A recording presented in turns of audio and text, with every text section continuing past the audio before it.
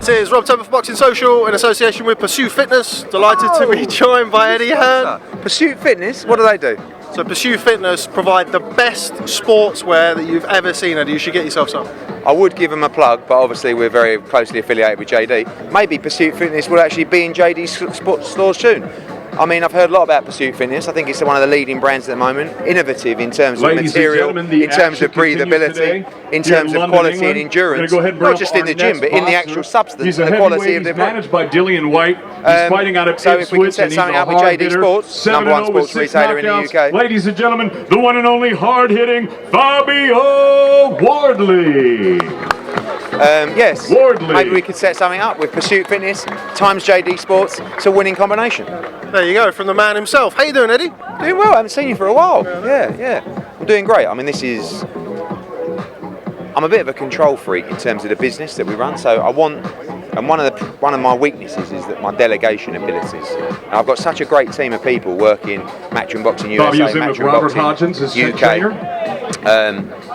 But I love to put my own little feel and touches on things like fight week schedule. But when we're doing like events every week and sometimes 2 a week, you have to sort of trust the people that work for you, and they've come up with this spot, which is, I think you agree, probably the best public workout I've ever seen in terms of backdrop.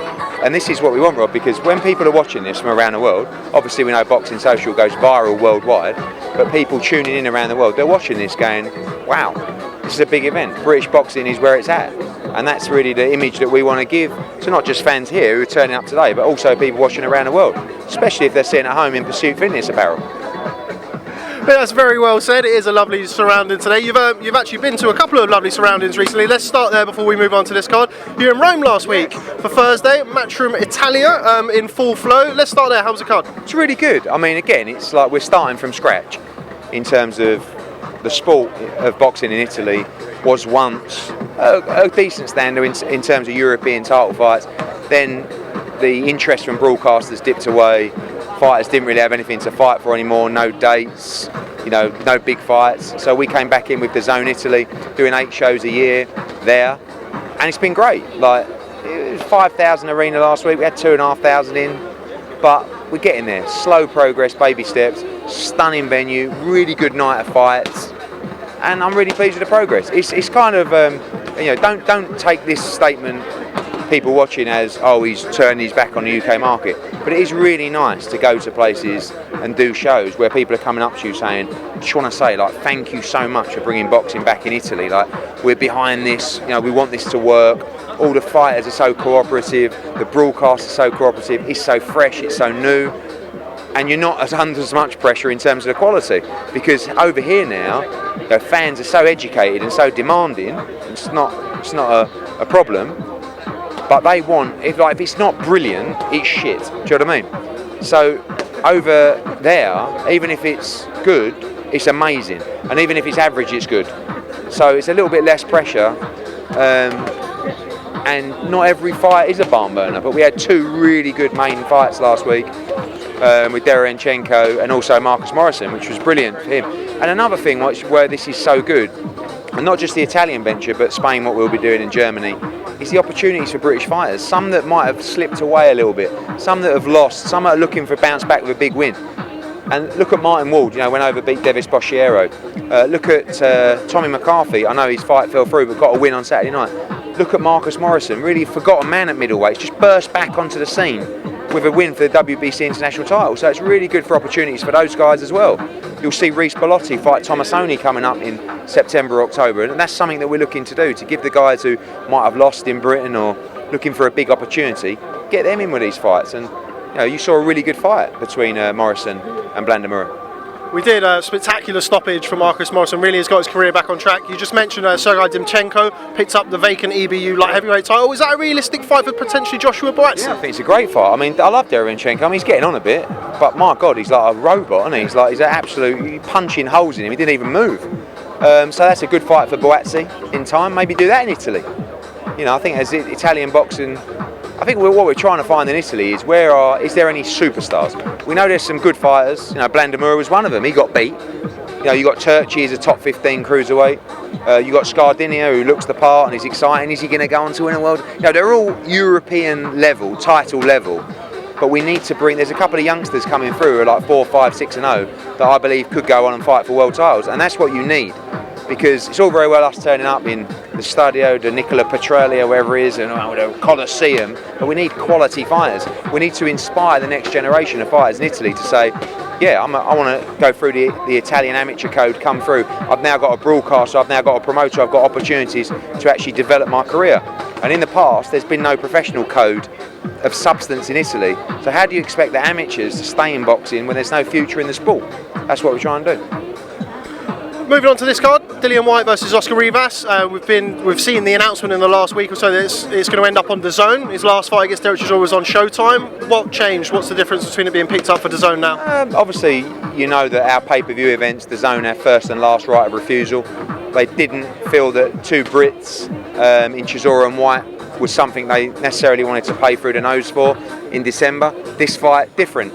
You know, we've got the news this morning that this fight is for the WBC Ladies interim and world gentlemen, title. I want to hear a nice round of applause out here. Undefeated heavyweight Fabio Wardley, fighting out of Ipswich, 7-0, 6 knockouts. The winner of this fight will be mandatory for the WBC title. I have to fight for the title before the end of May. So it's very important. Of course, looking Oscar for great Rivas, things Canadian, from Fabio where Wardley. DAZN are. Can't wait to see him in action. Oscar Rivas just knocked out Brian Jennings on ESPN in America. So much more of a sort of American-driven fight, and that's why DAZN went out to secure this fight for not just DAZN USA, but for DAZN Canada, Italy, Spain, Germany, Japan, and all their markets. Ladies and gentlemen, Picking it straight back up there, Dan Aziz on his way to ring. That's a great fight. We'll come on to that. Aziz versus Charlie Duffield.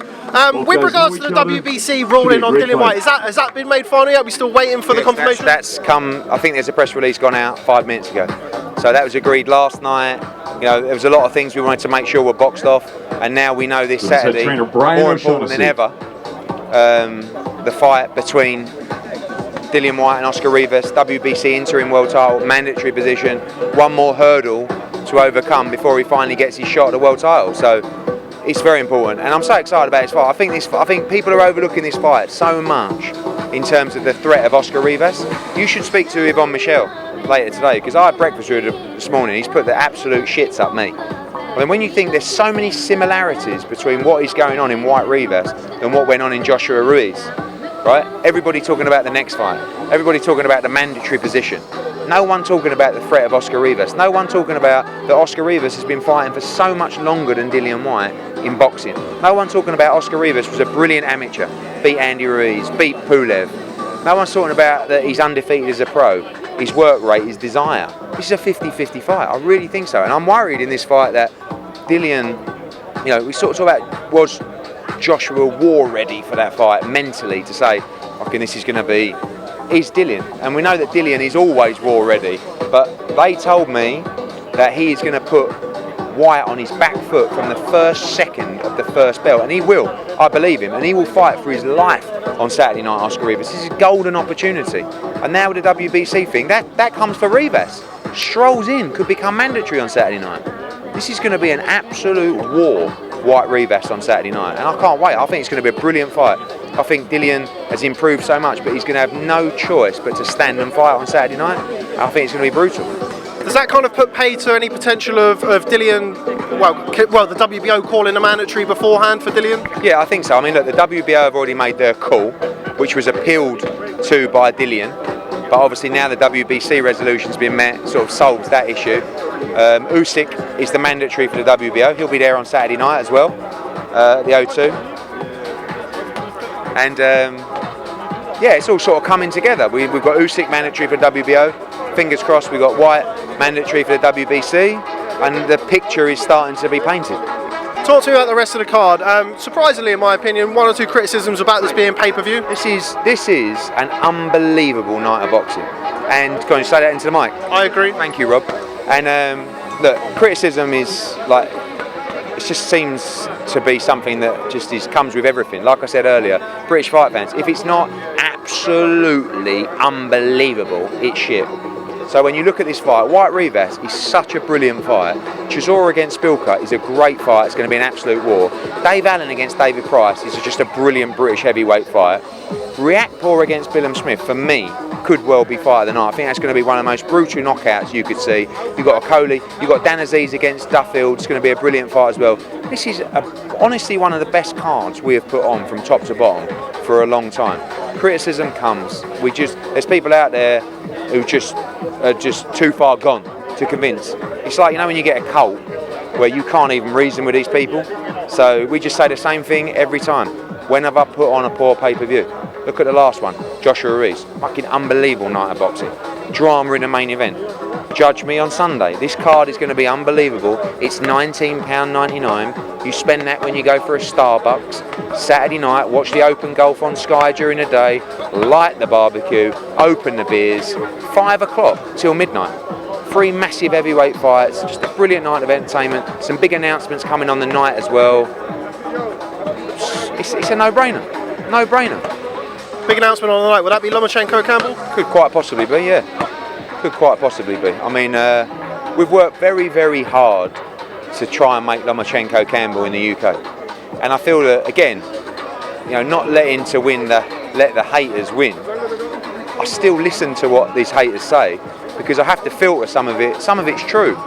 So I can't just go, oh, fuck off, mate, you're a hater. Some of it's just relentless and it's like, it's bullshit. But a lot of what the criticism comes, they're right to criticise.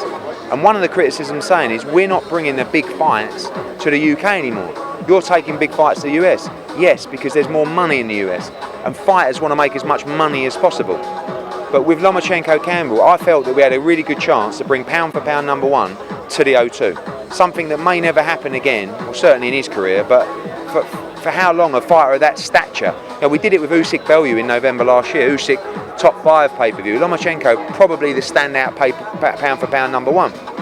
And I honestly believe, and people think that I'm crazy. London, let's hear it out there for your own. From Lewisham right here, the undefeated Dan Aziz.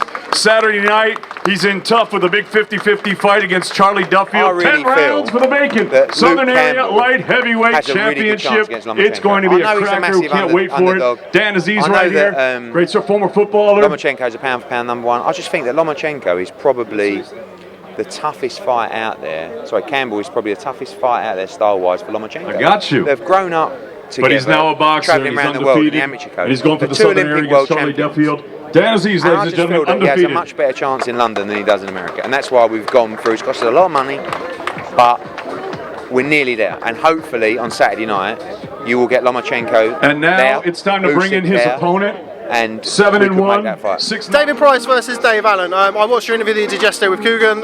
You've spoken about Dave Allen, this is potentially overlooking David Price. I don't think, I mean, the good thing about Dave Allen is he's nuts, right? So I don't think overlooking someone or underlooking someone makes a massive difference, because I think he's going to go into the ring and he's going to do what he's going to do. Do you know what I mean? He's going to be amazing, he's going to be shit, he's going to be slow, he's going to be fast. You don't know what you're going to get with Dave Allen. So I don't think the fact that, you know, Dave Allen and Darren Barker are telling me we want to fight Pacquiao-Khan on the Lomachenko-Campbell card. I'm like, you got to beat David Price first. No, we're doing that. We're knocking him outside 3 rounds. Okay. David Price, on the other hand, has never looked so confident in a fight, probably since he was knocking people out when he was British and Commonwealth champion. My head says Price inside 5, Allen after. But then when you think about it, Allen is so easy to hit, or has been in the past, and Price is so easy to hurt. So why can't Allen knock Price out early? Yeah, and why can't Price knock Allen out early? Yeah, I think he can. All I think, in those 3 heavyweight fights, I don't see one of those fights going 12 rounds. I see 3 brutal knockouts in all of them. And I'll tell you what, I'm going back to, this is such a good card and night of boxing. That Allen Price, I just think, that's one of them where, you know, like when you get those fights where they both walk in, and just before it's about to start, you sort of just get a little tingle in your ball bags, and you go, oh mate, I can't wait for this, I'm buzzing. Don't you? You'll get that, won't you? I mean, we'll talk about the tingle after the show, but you understand what I mean? Where you will be thinking, fuck, I don't, and that's what you want. What is going to happen? It's that anticipation, and all those 3 fights have got that, and I don't know. 2 lovely guys, and I wish them both the best of luck, and it is really a situation of may the best man win, and I do not know who that will be. Winner of that fight potentially versus Daniel Dubois for the British title? Yeah, I mean, Dave Allen wants Pacquiao, and he wants him next. So I think that Dubois looks like a really good talent. I think some of those guys, that you got Dubois. You got the winner of that fight. You've got Chisora. You've got Joyce. You've got Hughie Fury. These kind of guys who've gone past British level and they're looking for that breakout world win. But all of those guys against Dubois are still a big fight. But I just feel those guys that I mentioned will be saying, I want to fight. Like if I lose to Pacquiao, I fight Dubois. Do you know what I mean? And Joyce as well. Joyce won't fight Dubois, because he's number one in the WBA or whatever he is, and he's saying, no, I want to fight for the world title. And they also know that Dubois is a threat. He's very young, but he's a threat. Just moving away from all things Saturday night, Anthony Joshua, as I understand, we're still waiting on an announcement. So I watched your interview you did with Coogan yesterday. Can you tell me if there's going to be any changes to Anthony's training camp ahead of the Ruiz fight? I would think he'll bring someone in. I mean, one thing's very clear, and Anthony's made very clear, is that Rob McCracken is the head trainer. He's more than a trainer, actually. He's sort of camp leader, he's advisor, he's all different things. Will they bring in someone else to work on specific things? Quite possibly, yeah. I don't really get involved too much in that kind of stuff, despite the conspiracy theories and rumours. They know what they're doing. In my opinion, Rob McCracken's one of the best trainers in the world. He knows exactly what Anthony Joshua has to do to beat Andy Ruiz. Got to make it happen, got to make him do it. But the mindset for this is totally different. I already see it. And this is what I talk about, why the Rivas and the Ruiz situations are so similar. Like, when you're in a situation, it's only afterwards that you look back and you think, so you look back there, and the whole fight week for Joshua Ruiz, he was on ESPN, First Take. Oh yeah, what you got? Hey, I'll have a meeting with Fury, like we'll do this. It's like, mate. But at ladies the time, and gentlemen, no from Canning Town, Charlie Duffield. He trained hard. 7-1, 6 knockouts Saturday night against Dan Aziz. When he fought Klitschko, for the vacant Southern Area Championship. I know it's going to be an incredible fight at the O2 Arena, all brought to you courtesy of Mr. Eddie Hearn of Matchroom Boxing, Sky Sports Box Office, and DAZN. Check it out, Charlie Duffield. One more round of applause, ladies and gentlemen. Show him some love. And now he will be war ready. You will see Joshua Ruiz will be an absolute barn burner. I mean, the first one was a barn burner. The next one's going to be absolutely brutal. Just staying with potential changes to Anthony Joshua's training camp, what kind of message does that send out? They'd be willing to bring somebody in. He's been with Rob for so long, and they've got such an established relationship. They've brought people in the past. It's really not, if he wasn't happy with Rob, if he didn't trust Rob, he would just, they'd part ways. But that's not even come into it. It's just, okay, what have I got to work on in this fight? You've got to work more on your feet, on your movement, on your defence. So, okay, is there someone that we could bring in to work on that with? Sometimes a lot of great trainers don't just necessarily do pads. They watch the pads, they watch the drills, and Rob is one of those, but Rob's the gaffer. Do you know what I mean? So Rob's the Alex Ferguson of the team. He ain't got to be in there every day firing free kicks in. He can watch back and let the young, but like I said, Rob knows what AJ's got to do to win that fight. It's a case of implementing.